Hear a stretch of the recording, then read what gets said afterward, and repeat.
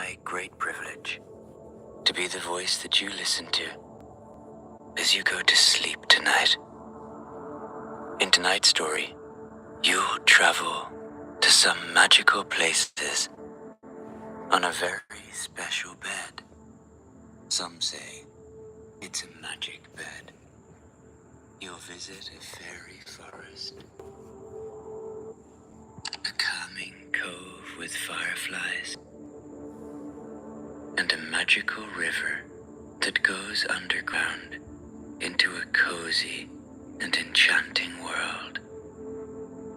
Thank you, as always, for commenting on the videos. I love to hear from you. So, before your story, as always, let's get relaxed. Feel the support of your bed underneath you.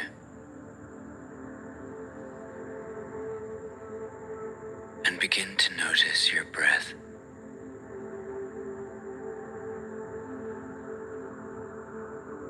Enjoy just noticing.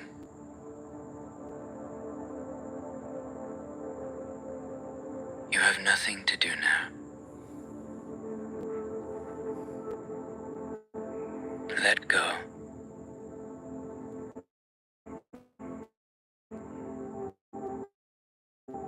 You deserve this moment.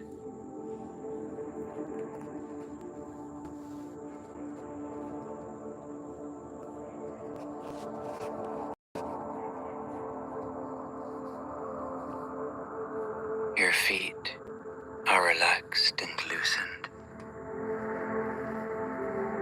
Allow any tension to melt away.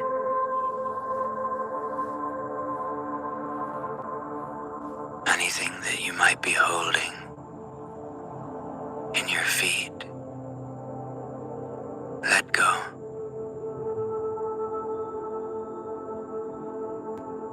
Your legs,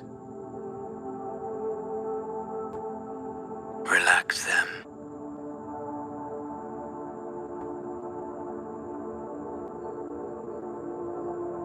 Your back and head also feel relaxed now. Let go of everything.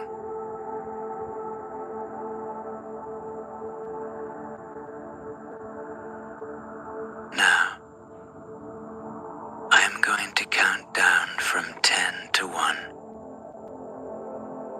And as I do, allow yourself to let go, bit by bit, as each number passes.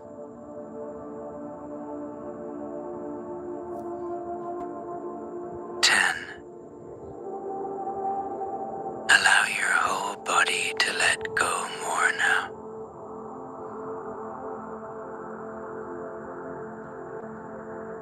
9. Soften your face. Let go of anything there.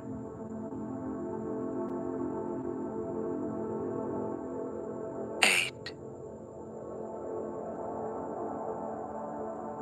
Allow your breath to bring with it a sense of calm and serenity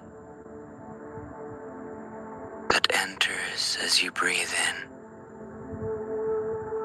spreading through your body. 7.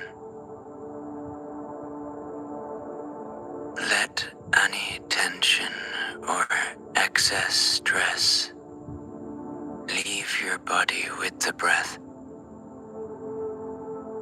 Let go. 6. You feel a peace that you are entitled to feel. You deserve this moment. 5. Lets you sink down further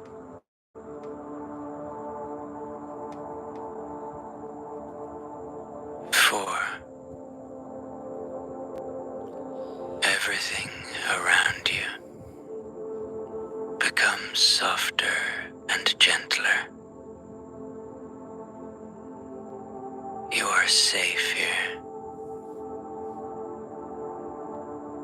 3. Let that relaxation and calm flow throughout your body. With 2, you are released and free.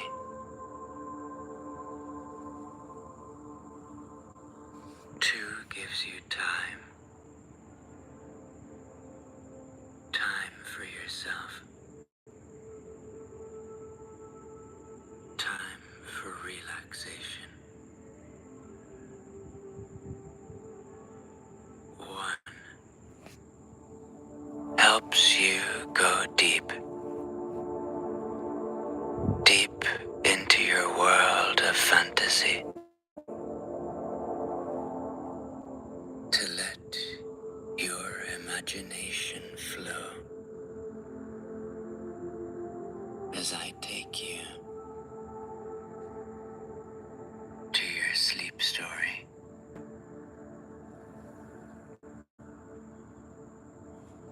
There once was a little village, and in this little village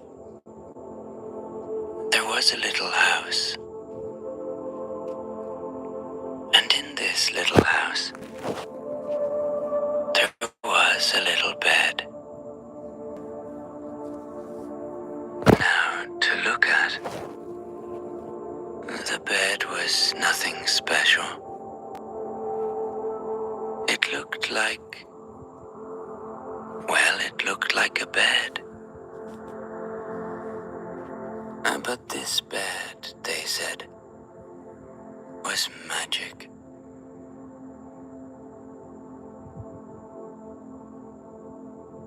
It's a moonlit night in the little village.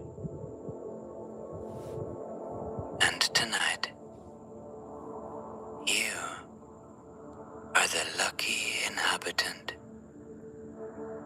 of the little house.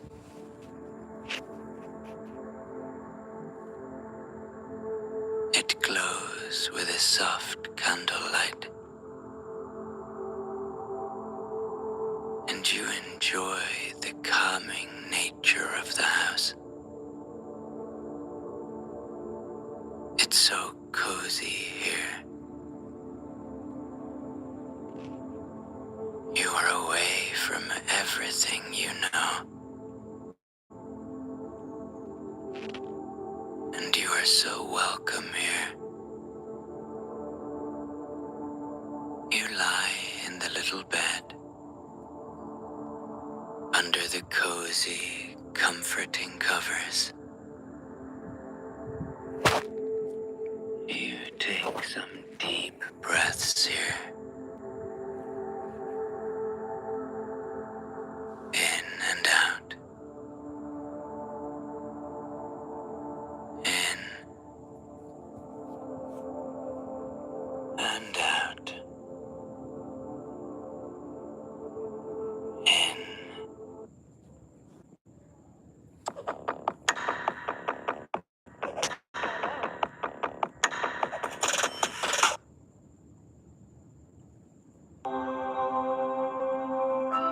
Hello, my name is Jason Stevenson, and welcome to this bedtime story for adults of all ages. A story designed to soothe your soul as you drift into a deep and restorative sleep. As you listen to this story, simply allow your heart to open, your body to relax, your mind to journey alongside Thomas, the wanderer of this tale. So before we begin, just take a few deep breaths now, settling yourself in. Allow your body to become entirely still, aside from the gentle waves of your breath causing the belly to rise and fall. And let us begin.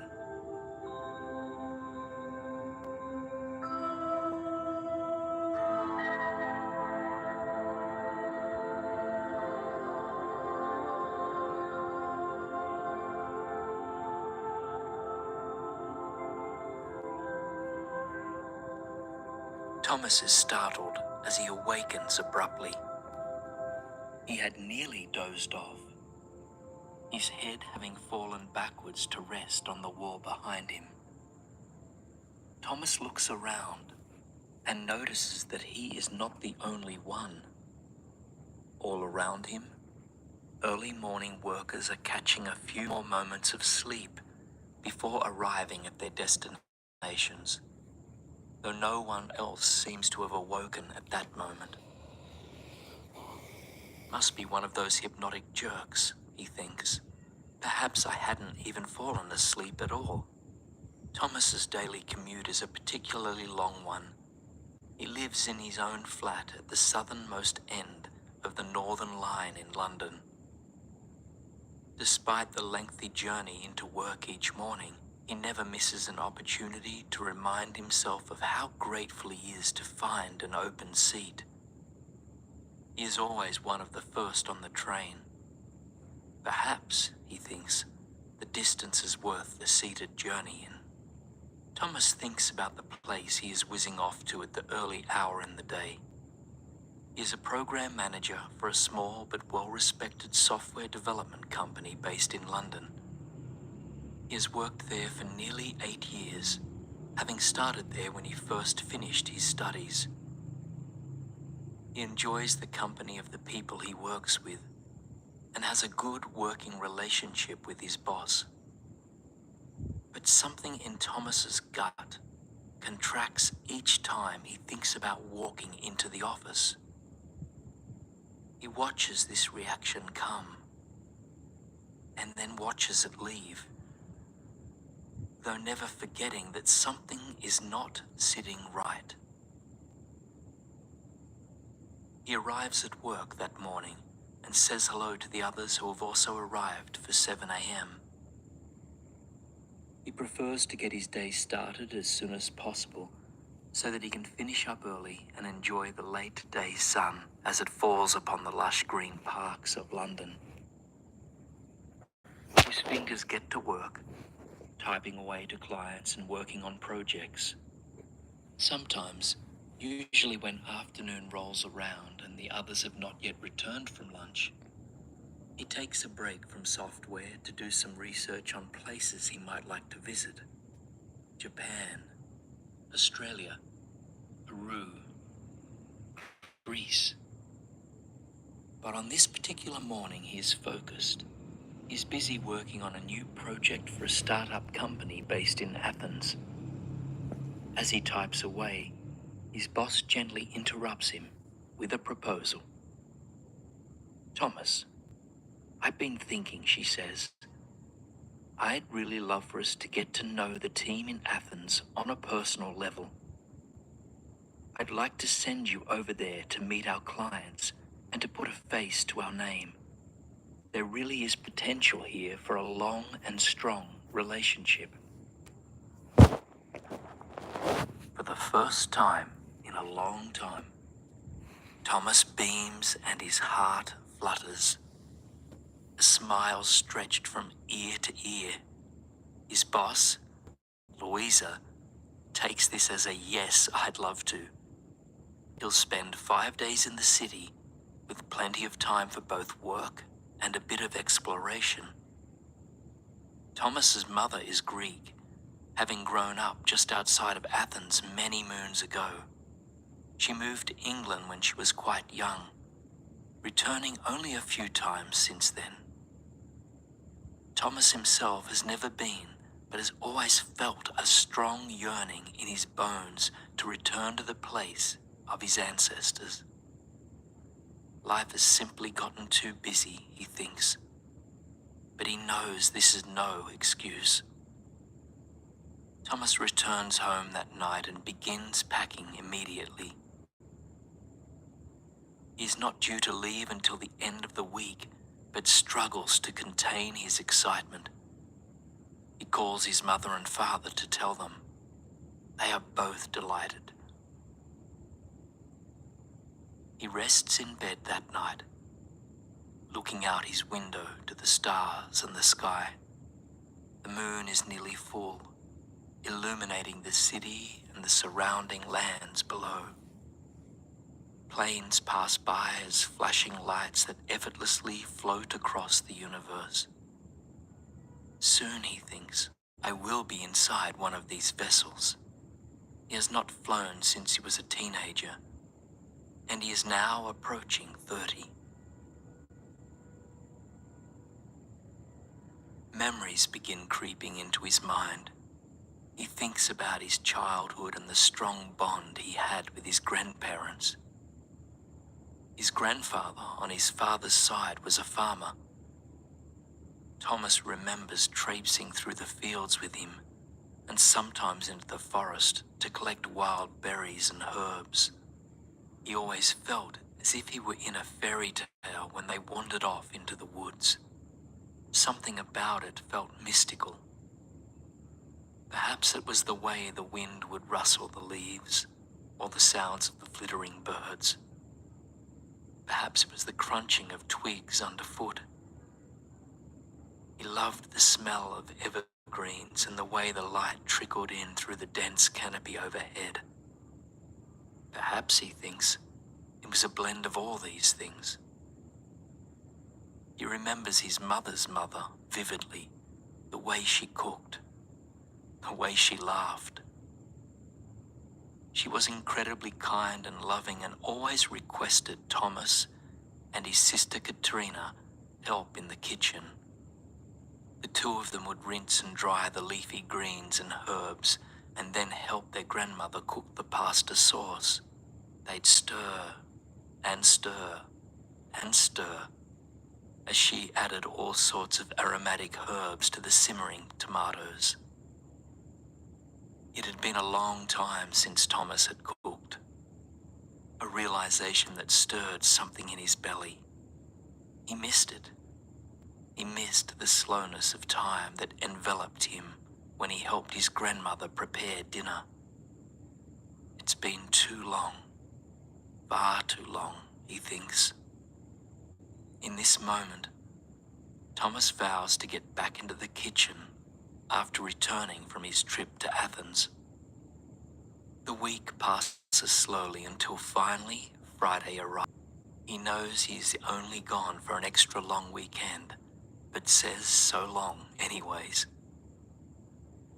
On the train to the airport, Thomas admires the greenery of London's outskirts. The sun is shining and the May blossoms are a sure sign that spring has arrived. He feels a quiet anticipation whirling in his heart. Though the trip is primarily for business, he will have the entire weekend to explore the city of Athens before meeting his client on Monday. It has been a long time since he's taken a trip like this, and one to his mother's homeland is stirring his sense of adventure.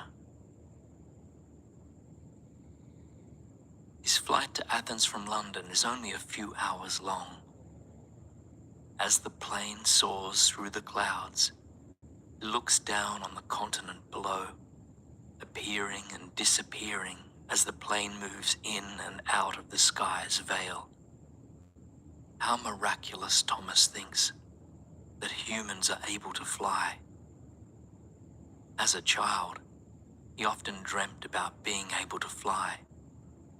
In one particular reoccurring dream, he would watch himself sprout wings and soar across open fields and oceans. He'd then awake thinking that perhaps the dream was a prophecy for his future. Thomas laughs to himself at the recognition of this memory and thinks, perhaps this sort of flying is not quite the same, but it is certainly close enough. The plane lands by early afternoon and Thomas makes his way into the center of town. He's staying at a small guest house within a short walking distance of the city's ancient ruins. He checks in and wanders up the spiral stone staircase to the 3rd floor. His room is immaculate, with a delicate blend of rustic and modern touches. It is simple, but it is all he could need. He takes a deep breath in and releases a sigh as he breathes out. A wave of peace and comfort overcomes him. The room boasts a small balcony with sheer curtains covering the glass door that opens to the outside world. Thomas makes his way to the balcony and steps out. His room looks out into the ancient Acropolis. Athens buzzes below, a city he's ready to explore.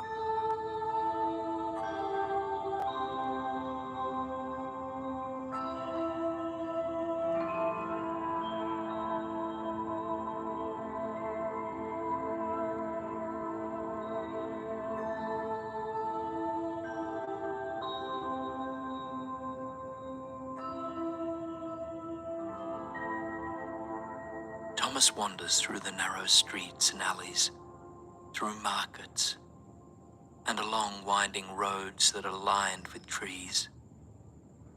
With no map, he feels entirely lost, and yet with no concerns in the world. He's taking the unknown road, allowing it to unfold as he goes, step by step. He takes a few set of stairs and wanders along cobblestone pathways until he reaches the foot of the Acropolis. Staring up at this ancient fortress, Thomas feels for a moment as if he has wandered back in time. He wonders what it would have been like to live in ancient Greece. Countless myths come to mind as he recalls some of the stories his grandmother used to tell. He remembers it all feeling so very otherworldly, like the way being at the foot of the Acropolis feels to him now. He pays his admission and ventures in, finding his breath having gone missing for just a few moments as he enters. Something has taken him aback, nearly moving him to tears. As he surrenders to this space and to the emotion arising in him, he realizes how long it has been since he has allowed himself to be moved. The trip to Athens begins to unveil a new Thomas, a version of himself he can't quite describe, but one that brings about feelings of peace, confidence, and clarity. He breathes in and out effortlessly as he wanders the ancient Greek city. He dedicates the entire weekend to simply being, indulging in local cuisine, breathing in the history of ancient ruins, and sleeping soundly for as long as his body calls for. All worries melt away as he grants himself permission to be entirely present with the land whose history courses through his veins. It has been a long time since he has slept so well. He drifts off easily and awakes feeling inspired and energized. As he explores, he somehow forgets all about his meeting on Monday morning. But still, when the morning arrives, he packs his computer and heads to the startup's small office in the center of town. He meets with Sam, the company's founder, and is introduced to the team he's been working with virtually over the past month. They talk about all things tech for what feels like hours, while Thomas's heart is elsewhere. The meeting wraps up and Sam thanks him greatly for coming all the way to Athens to see what the company is like on the ground level. Thomas smiles, thanks him in return, and heads back to his hotel for the final evening. A mixture of emotions brews inside of him, but he struggles to put his finger on what his heart is calling for. On his final night in the city, Thomas sits on his balcony, overlooking the ruins and the rest of the city. The air is warm and the sky is clear. Not a cloud covers the sky. The moon, now waxing, still casts a strong glow across the Earth's surface below. Thomas gazes up at it, feeling a vaguely familiar connection to the stars and the moon. Many years ago, Thomas recalls being by the sea with his parents and his sister. Each summer they would pack up the car and drive to a small bed and breakfast in the southwest tip of England. Days during these long summer weekends were slow. Time was spent walking along the beach or wandering nearby towns and villages. Evenings were early, but Thomas remembers that on some warm nights, his father would prepare hot chocolate and fill a couple of thermoses to the brim. The entire family would sit beneath the stars, pointing out the few constellations they knew, at the same time sipping the sweet summer treat out of their travel mugs.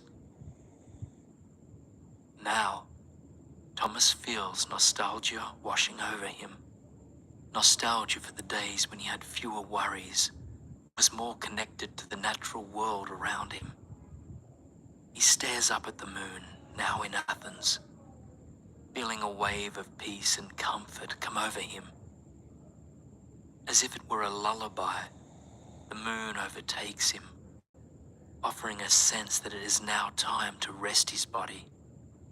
It is now time to let his body sleep for the night. He makes his way to his bed and dozes off, swiftly and soundly. Thomas returns to London the next day. Over the next few days, he feels a strong longing for something, though he's not quite sure for what. He has a clear sense that it has something to do with his trip to Athens. He misses the way that adventure made him feel.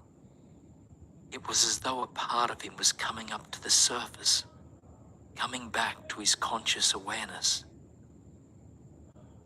He senses that something is calling for his attention, but he's not quite sure what to make of it, or what exactly it is saying.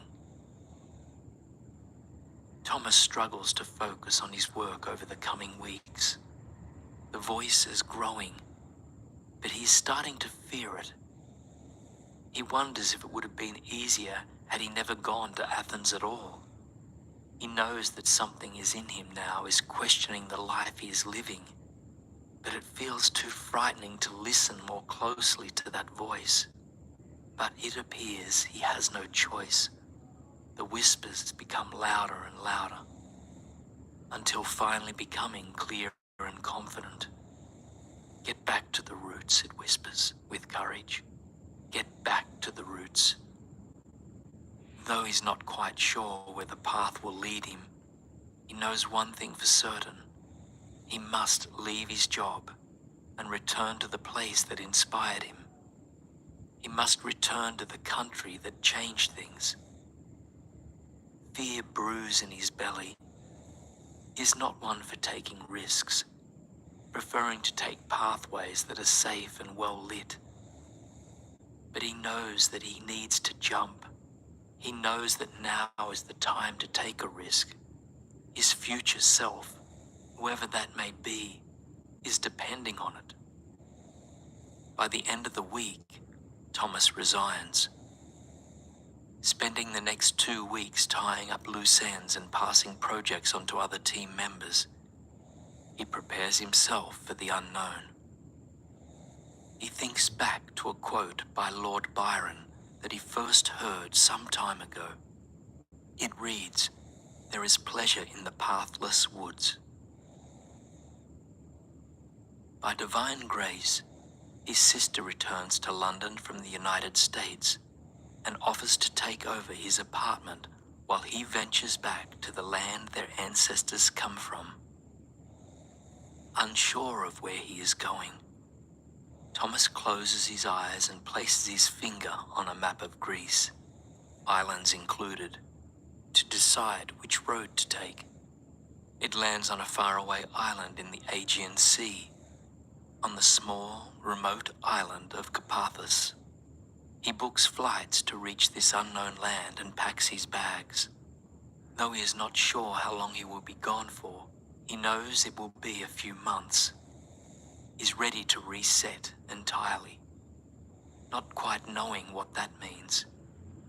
He finds a small guest house online, offering long-term accommodation and books 2 months to start. It sounds tranquil, being located high up in the mountains in a small village, and with plenty of gardens around the property. It sounds just like what he's looking for.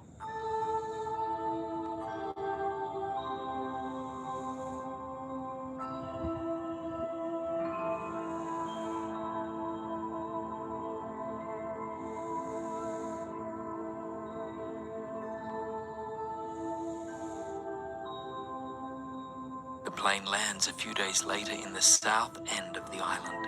He calls a taxi that takes him to a small guest house in the tiny village of Menentis, a small town that overlooks the stretch of sea between Greece and Turkey. The owners of the small apartment he is renting live just next door and come out to greet him. They welcome him with open arms, showing him around the grounds that will be his home for the next few months. They extend an offer for him to join them at dinner.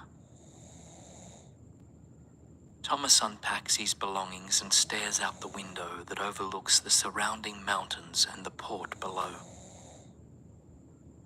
He breathes in the fresh mountain air as he cracks open the window. While he's not quite sure what he is doing here, he knows he is in the right place.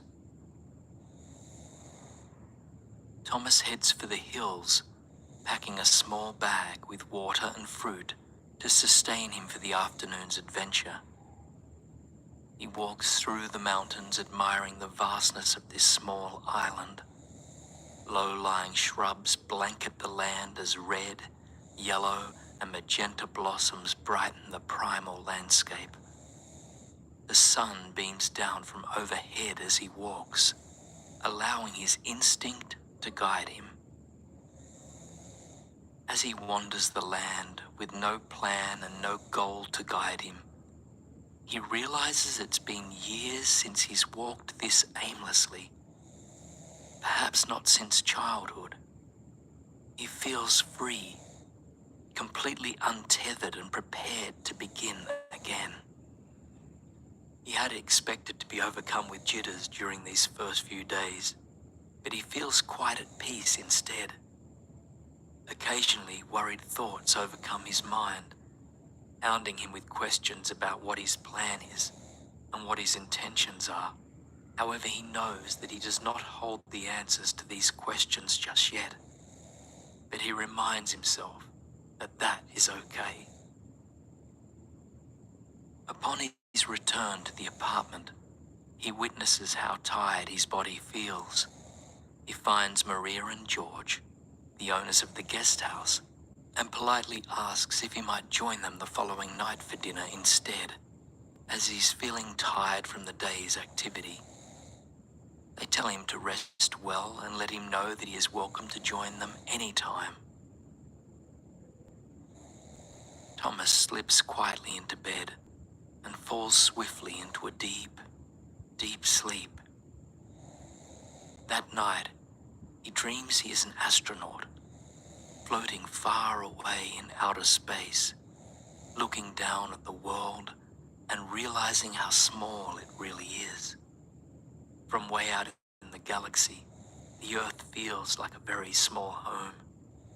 He realizes it is just one planet amongst millions of other floating bodies in the universe. The dream brings him a sense of wonder, inspiration, and a newfound appreciation for the Earth he lives on, and for the life that courses through his body. From way up here, he can see that the Earth is a home amongst other homes, and in the dream he thinks, wow, what a beautiful home I ended up living in. He awakens the next morning, feeling the clarity of the dream still with him, and in honor of the Earth, he decides to walk yet again. As he walks, he connects with the Earth through each step he takes. In some ways, Thomas feels as if he is a baby learning to walk for the first time. He has never given much thought to the ground beneath his feet, but now he feels deeply connected to the land that supports him. After some time, he reaches a secluded beach where he nestles himself into the warm sand. He revels at the way the sand seems to wrap itself around his body as he nestles in. Staring out at the ocean, he's reminded of the dream and of how the earth revolves around as one complete unit. In his bones, he now knows that he and everything around him lives and breathes together as a single organism. He breathes in the ocean air, feeling more and more settled in his body and in his surroundings. That afternoon, Thomas returns to the guest house, feeling more energized and connected to himself and to the land. He makes his way to the second building on the property, to the home occupied by Maria and George. They are getting ready for dinner by chopping herbs, rolling small pieces of pasta, and preparing fava to spread on their home-baked bread. He watches how intuitively their hands work with the food they are preparing and offers to help. "I won't be as quick as you," he warns them, to which they reply, "Speed is not a desirable factor in our kitchen. If anything, we like when things move slowly." Thomas is reminded of how things moved in his grandmother's kitchen and feels right at home. Over the next few days, Maria and George teach Thomas how to prepare local delicacies using herbs and produce them from the land. He learns to make dolmadas, wrapping vine leaves around herbed rice. Along the way, it dawns on him. He has lost himself entirely to the kitchen, lost to the state of flow. His hands begin to work with the food and he prepares more effortlessly and intuitively. Thomas is reminded of how much joy real food brings him, from seed to stomach. One night, during his first week, he has another vivid dream. This time, however, he's in an open meadow beneath a large awning. Wooden tables are lined up beneath the canopy and are adorned with lace tablecloths and freshly picked flowers. Small twinkling lights line the edges of the awning as dusk falls. His loved ones make their way to the table. Thomas stands at the head of the table and passes down dish after dish of food he has prepared for his friends and family. The group feasts, laughing and whispering beneath the midsummer night sky, savoring the head chef's succulent creations. In the morning, he awakes, knowing exactly what he is here for. He thinks about the voice that came to him just a few weeks ago that whispered, "Get back to the roots." And suddenly, it becomes clear. The roots he was meant to rediscover were not only the roots that connected him to Greece, but also those that permeate the land. He wants to know the earth through food. He wants to nourish the earth and the people on it through preparing wholesome plant foods and living in connection to the land. He finds Maria that morning and joins her in the garden. As he roams the rows of plants, he feels inspired to learn about each one, to get to know the way they grow. He asks Maria if she might teach her everything she knows, and she beams. She would be honored to pass on her knowledge of the land. Thomas remains in Carpathus for 6 more months, soaking up every bit of wisdom he can get his heart and soul on. He learns to take care of the soil, to harvest, to forage, to cook. When his final month in Greece comes around, he feels prepared to bring his knowledge back to his more permanent home of London and to begin his life again. On Thomas's last morning in Greece, he wakes early and heads for his favourite trail through the mountains. The sun has not yet risen, and there are no signs of the world being awake just yet. Thomas walks until finally he reaches a small cave that looks over the sea. He nestles himself in as he watches the sun rise from the horizon. Sitting here in awe of the landscape, the old Thomas barely recognizes the new one. But the new one knows the old Thomas well. It is the Thomas he was born out of. As he watches the sun turn from black to purple to gold, Thomas thanks the land for bringing him home. He's grateful for having returned to Greece. But more importantly, perhaps, he is blessed for having returned to himself. He thanks whatever higher self within him helped him to take the unknown leap that he would soon come to know would change his life forever.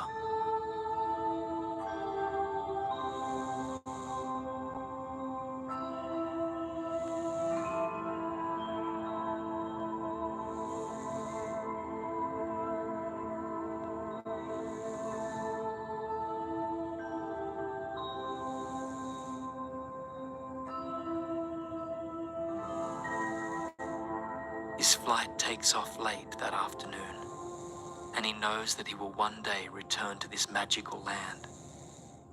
But now, he looks into the future, feeling ready to follow wherever it leads. Upon his return, Thomas spends a few months living with his parents in their country home.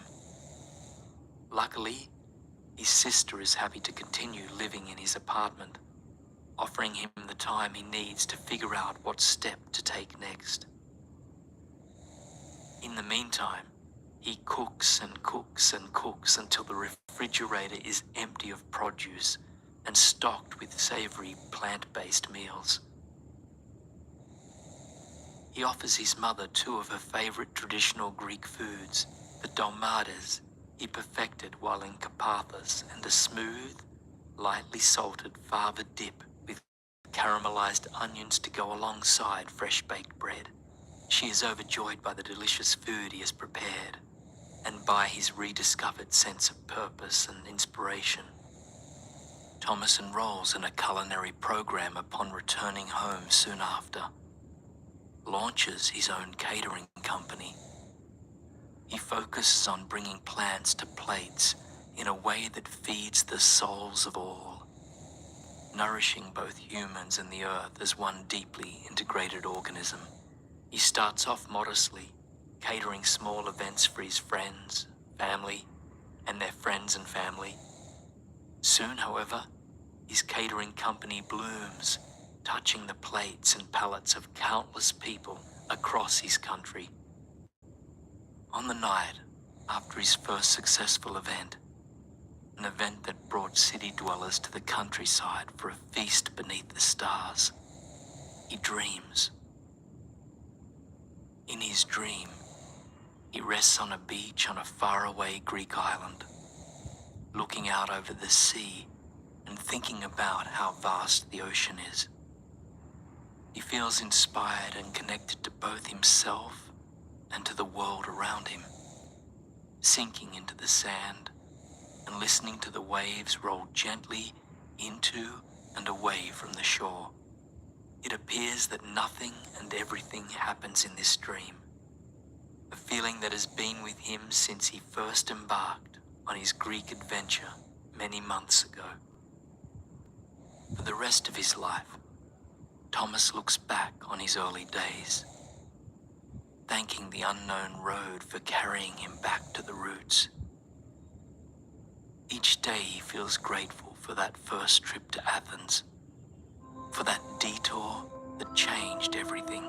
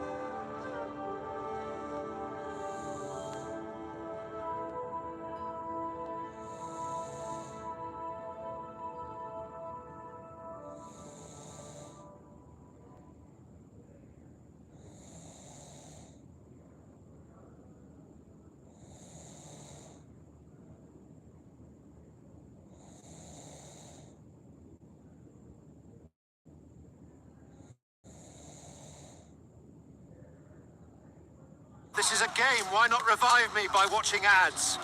Because this is Kingshot. Completely no ads and free to download. So? And Kingshot is still the best medieval tower defense mobile game. You must try it, hey? Eh?